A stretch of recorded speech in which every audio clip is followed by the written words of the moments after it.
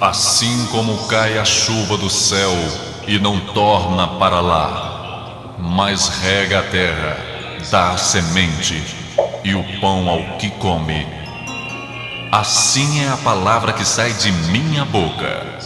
Não volta para mim vazia, mas realiza aquilo para o que foi enviada. A partir de agora, você vai ouvir uma palavra que pode mudar completamente sua vida. O vazio, a solidão, a angústia, a falta de paz. Tudo de ruim que sucede em sua vida nesta mensagem, Deus irá mudar e trazer até você paz, alegria, saúde e salvação eterna em Cristo Jesus. As páginas sagradas da Bíblia se abrem agora diante de você e através do missionário Deovan Lima, ouça uma palavra da boca de Deus. Faz toda a diferença quando nós abrimos a Bíblia Sagrada e começamos a ler as palavras de Jesus, seus ensinamentos, os acontecimentos a seu redor,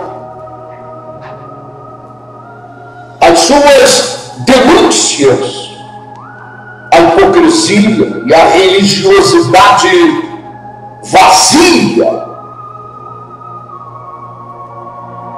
faz toda a diferença na vida. E nós, na verdade, levamos um susto. É verdade.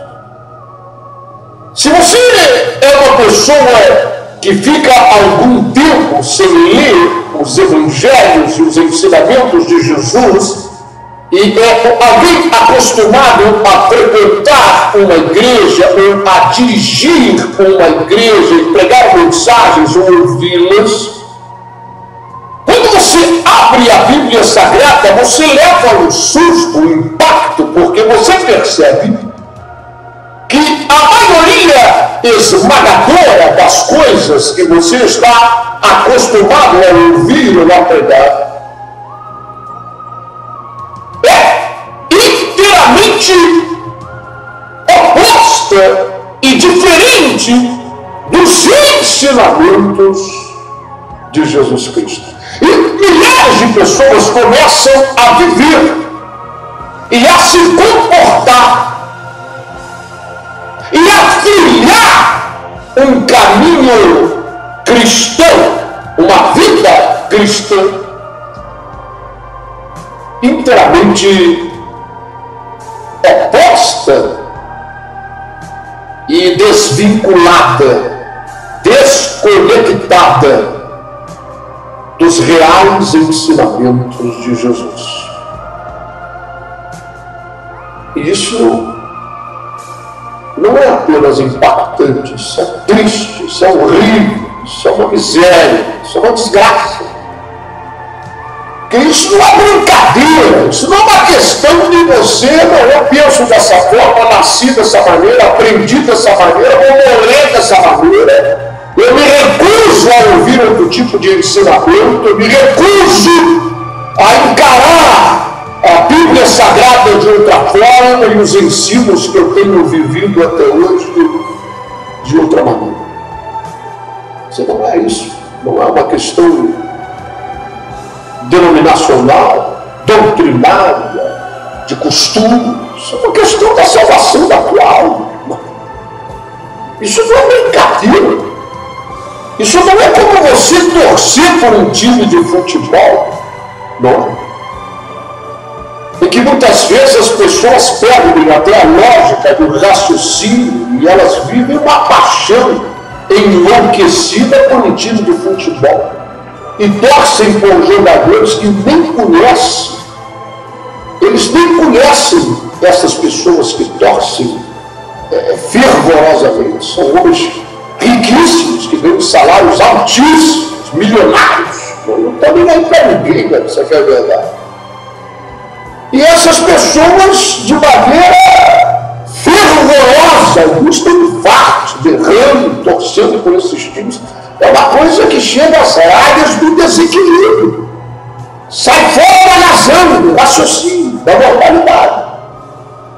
Nós não podemos nos comportar de uma forma apaixonada, enlouquecida, mas refletirmos de forma madura, séria, porque isso é a minha alma, isso é a tua alma, é o nosso destino eterno. Esse negócio não é piada, esse negócio não é brincadeira, esse negócio não é uma questão de preferência, de paixões denominacionais, de ensinos. Não é isso, é a minha alma e a sua. E nós precisamos da verdade e não vivermos loucuras. E não vivermos aquilo que Paulo chamou de outro evangelho. E não vivermos a ideia do fulano, ou a ideia da ciclana, ou aquilo que interpreta, segundo seus próprios conceitos e ideia, o bispo tal, o apóstolo Cecitino, o missionário Y, ou o pastor H. Não, de forma alguma. A verdade é uma só. Mas existem vários evangelhos sendo pregados. Você sabe disso.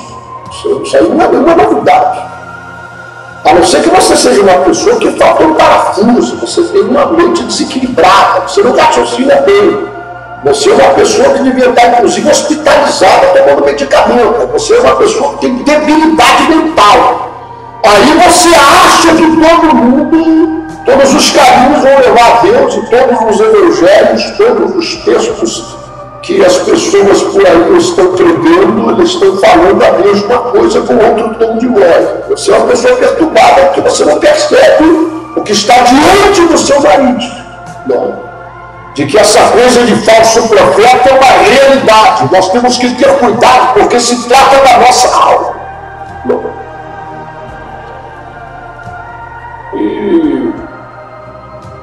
E hoje passei o dia inteiro com uma palavra no meu coração. Quando isso acontece, eu sei que o Espírito de Deus está querendo falar algo para mim. E por meu intermédio, também falar com milhares de outras pessoas. Nos levar a pensar.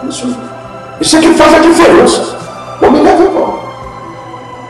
É isso que nos diferencia dos orangotangos, dos micos leões dourados, de um chimpanzé.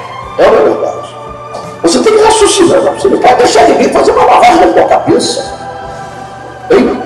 Você tem que pensar, você tem que abrir a Bíblia e ler.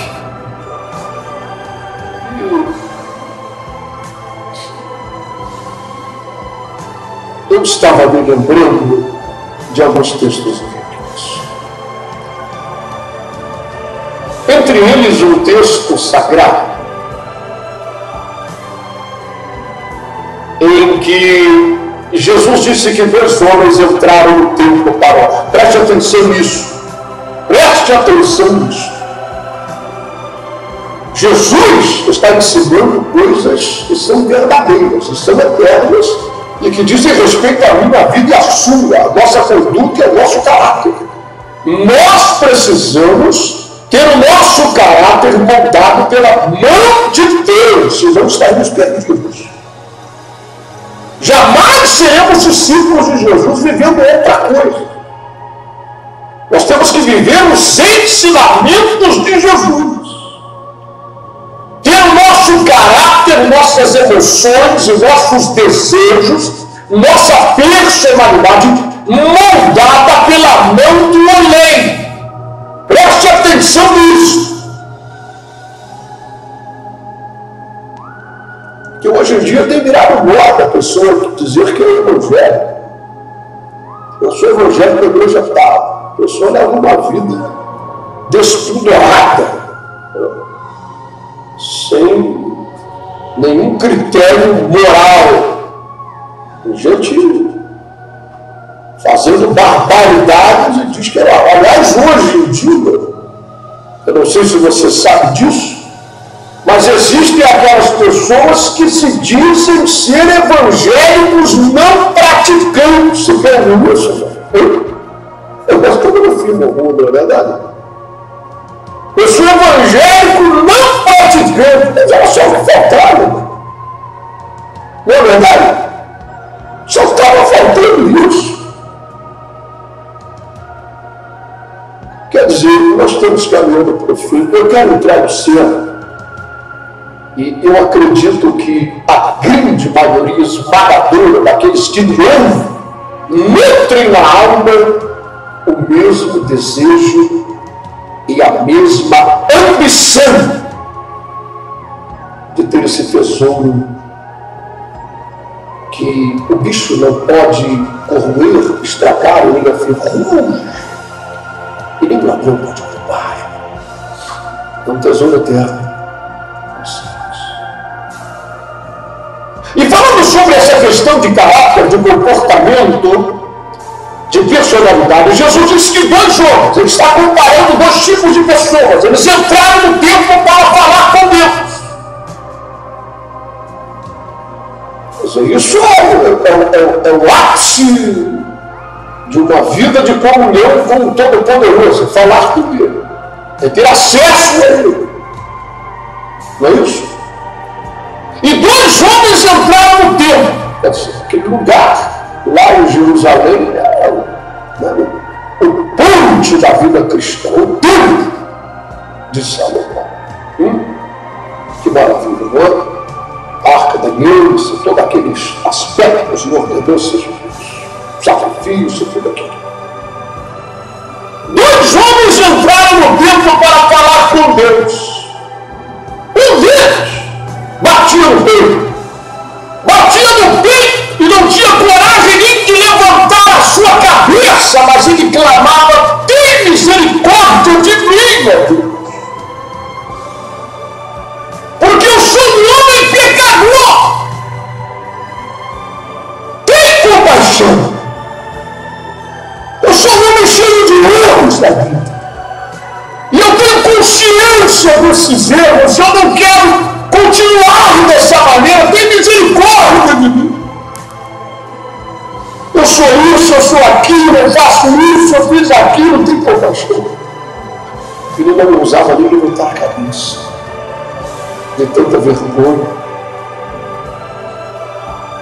E de tanto temor de Deus. E o outro, disse Jesus, o outro não. O outro dizia de forma arrogante, ele estava em pé e dizia: Deus, aleluia, oh glória, oh glória. Deus Todo-Poderoso de Abraão, de Isaac e de Jacó, graças eu te dou, porque eu sou um homem que dou dízimo de tudo quanto ganho. Eu sou um homem que apresento os meus sacrifícios e faço longas orações da praça e eu me trajo rigorosamente conforme a lei, e eu não sou como esse mundo pecador nojento, fedorento, que está aqui do meu lado prostrado, esse miserável, eu não devia nem estar aqui dentro. Graças te dou, porque eu não sou como ele, eu sou muito acima até. Veja isso. Quer dizer que essa história de soberba, de nariz empinado, de gente que se considera superior aos demais, é uma coisa meio velha. Pô. Isso não é novidade nos nossos dias. Esses crentes que andam por aí com o nariz empinado, é mais fácil falar com o Papa do que falar com ele. Tem gente que anda com segurança pá. Não é verdade? Carro à prova de barro, a coisa é séria. E De maneira que Jesus disse assim: aquele homem pecador saiu ali justificado. Deus o ouviu. Mas aquele homem arrogante, Deus não ouviu o seu clamor. Foram palavras jogadas no vento que não surtiram efeito. Sabe, há algum tempo atrás, o irmão me fez uma pergunta e ele disse: missionário, eu gostaria de saber se o senhor tem alguma explicação ou uma palavra sobre uma questão que eu tenho da Arca de Noé. Porque ali dentro eles estavam ali, aqueles 8 homens e mulheres, Noé e seus filhos e suas esposas e sua mulher. Mas ali eles continuavam se tendo as suas necessidades fisiológicas. Ali naquela arca eles defecavam, ali havia mau cheiro, ali havia os dejetos dos animais, a urina dos animais, as fezes dos animais. Era um lugar mal cheiroso, muitas vezes escuro, sem a luz do sol, uma tempestade, uma chuva terrível lá fora. Porque essa arca não é o símbolo da nossa salvação.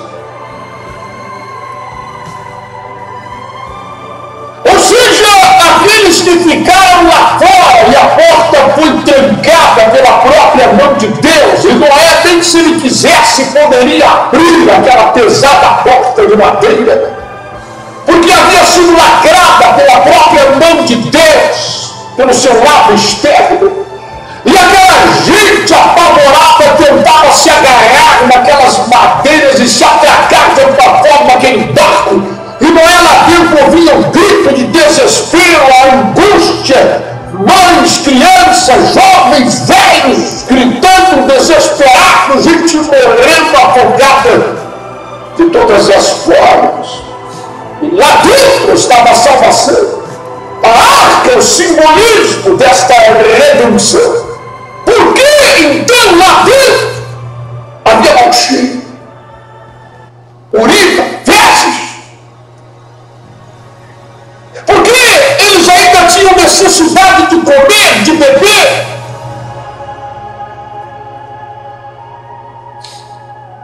E eu disse: meu irmão, vou lhe dizer uma coisa,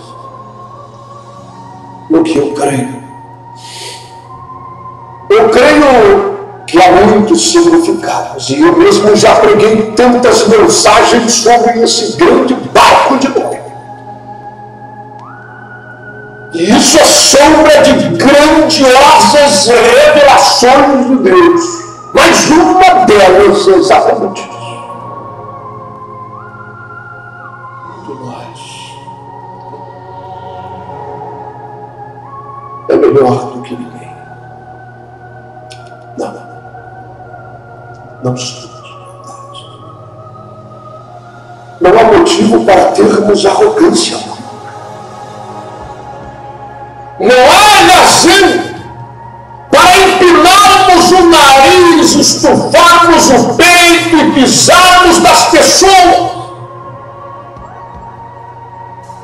e julgarmos as pessoas, porque todos nós somos réus. Nós não devemos julgar a ninguém e estender o nosso dedo, como fez aquele homem no tempo da história de Jesus, e que disse a Deus: graças te dou, porque eu não julgo desse nojento, esse miserável, esse pobre, esse pecador, esse viciado. Eu sou um homem puro, eu sou um homem santo, eu sou um homem honesto, eu sou um homem que pratico todos os ritos religiosos. Sabe, nós devemos entender que de fato somos de Deus. E todas as coisas que nós praticamos e que são boas e que são sinceras e que abençoam o nosso próximo, que mudam a vida de milhares e a nossa própria, isso não provém de nós mesmos, portanto não há nenhuma glória que possa ser dada a nós mesmos, a nossa conduta, as nossas atitudes e as nossas decisões. Porque quando nós praticamos estas coisas que são boas, e são honestas, e são santas, e são puras, e quando nós abençoamos o nosso próximo, nós estamos fazendo isso movidos pelo Espírito Santo de Deus. Porque a nossa natureza é corrompida, é maligna, nosso merecimento era o inferno. Sabe, uma vez eu estava num supermercado aqui de Brasília com meu filho, o menor deles, o mais novo. E eu vi um homem entrando ali no mercado todo sujo. Sujo de verdade, descalço, pé rachado, descabelado, um saco nas costas, um mendigo. Um sujeito que comia resto nas lixeiras do supermercado. E eu virei para o meu filho e disse: está vendo aquele homem? A única diferença que há entre eu e o seu pai, que me faz diferente dele, é a graça de Deus. É a graça de Deus.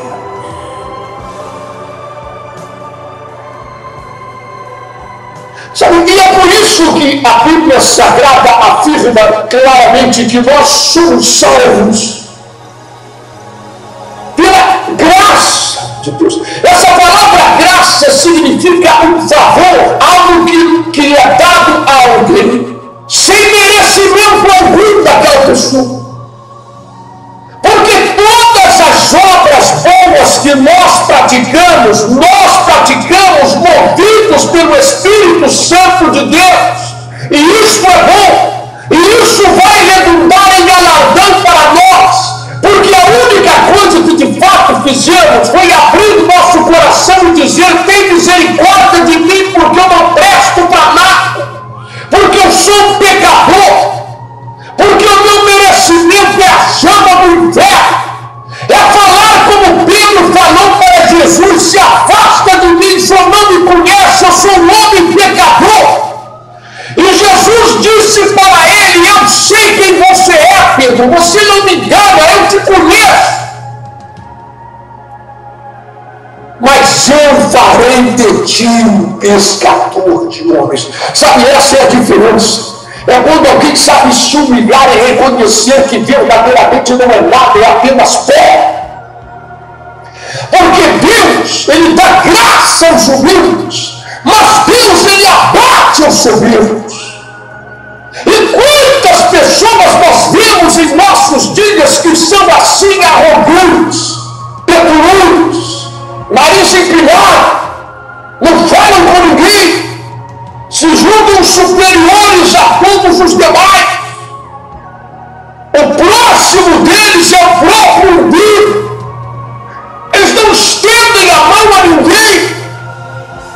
Você se lembra daquela história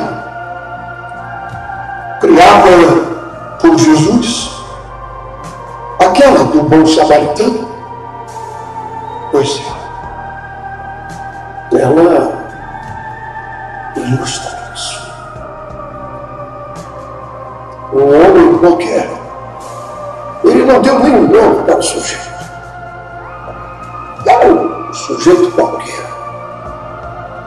Foi atropelado por um bandido, bateu ele, espancaram, tiraram a bolsa, arrancaram tudo que ele tinha, largaram ele morrer pela beira do caminho. Lembra disso? Aí Jesus, ele disse o seguinte, que naquele caminho onde estava o sujeito morrendo, veio um sacerdote, que hoje em dia seria comparado ao pastor, ao bispo,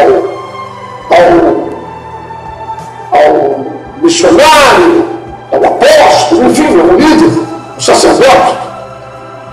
E ele viu aquele sujeito caído, se inventar, morrer, assaltar, o Zé Ninguém, o Mané. Quem mandou passar por ali, aquela hora da noite, lugar perigoso? Aí o sacerdote olhou para um lado, olhou para o outro, viu que não tinha ninguém observando a conduta dele. Aí ele pensou, eu é que não vou sujar minha gravata italiana com o sangue desse mané. Quem mandou passar por ali? Não tem ninguém me vendo, ninguém vai contar para ninguém, eu vou vazar.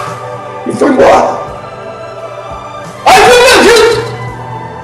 Levita seria considerado o quê? O cantor evangélico, o líder de louvor, coisa parecida do gênero, não é verdade? Aquela pessoa que está cantando, fogo das mãos, aquela coisa toda, não é verdade? Aí veio o Levita viu o cara ensanguentado, morrendo, sujo, caído, ninguém. Se ele fosse prestar um favor esse sujeito, ele não receberia nada em troca. Ele olhou para um lado, olhou para o outro, não tinha ninguém observando a sua conduta, ele disse o quê? Quero nem saber.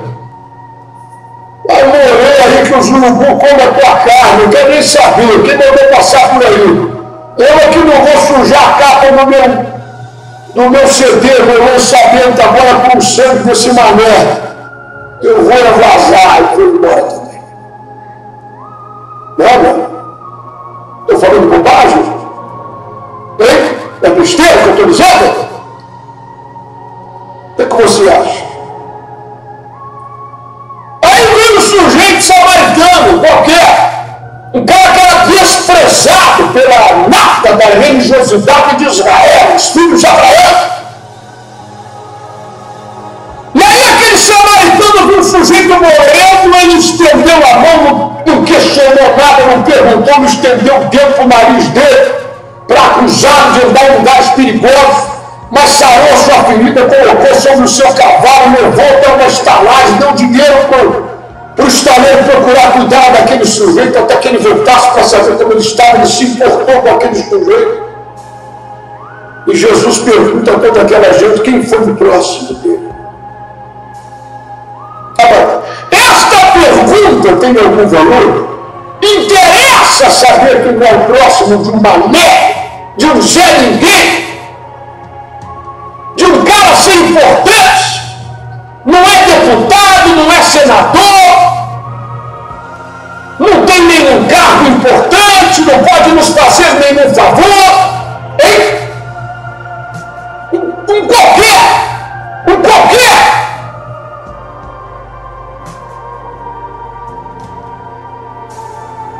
Qual a importância de ser o próximo, de se envolver? Jesus disse àqueles homens que a Deus ninguém engana. Ninguém pode amar a Deus a quem não vê, disse Jesus. Se não amar o seu próximo a quem ele vê, não adianta. Deus conhece, Deus enxerga. Deus ele tem um termômetro na mão, que é o nosso relacionamento com o nosso próximo. E Jesus disse, o principal e mais importante dos mandamentos é este mesmo. Ouve, ó Israel, amarás o Senhor teu Deus de todo o coração, com toda a força, com toda a alma e com todo o entendimento. Todos eles gritaram, aleluia, glória a Deus. É isto mesmo.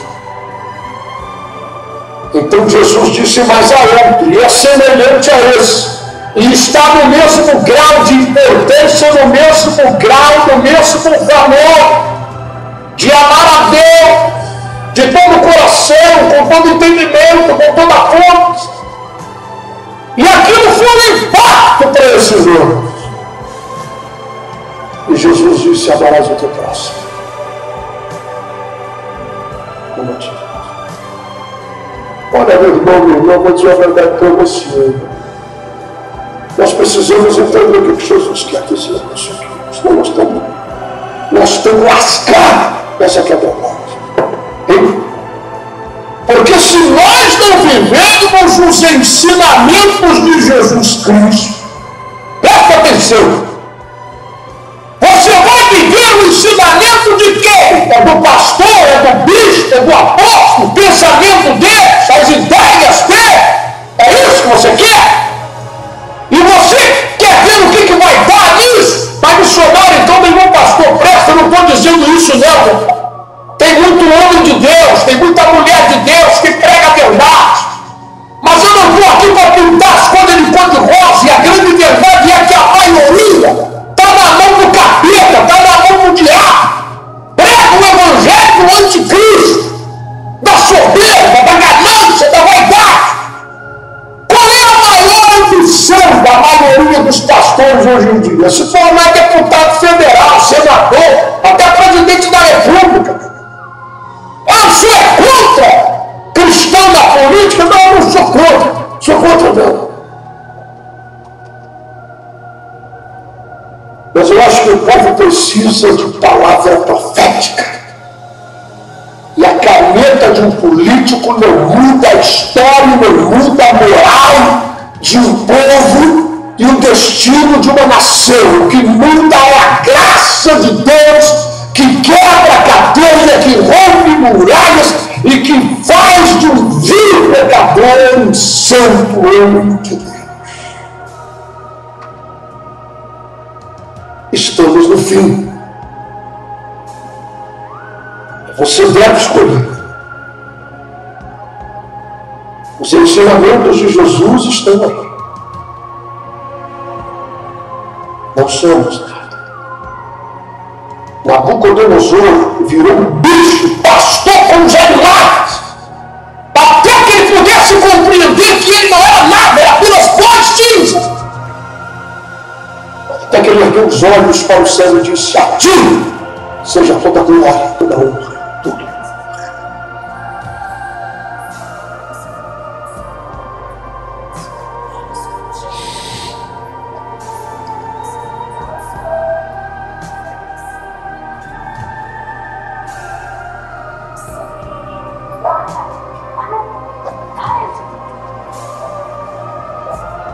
Pois é, estamos chegando aí no final de mais um programa.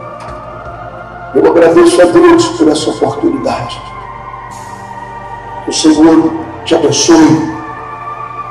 Que o Senhor te guarde. Até.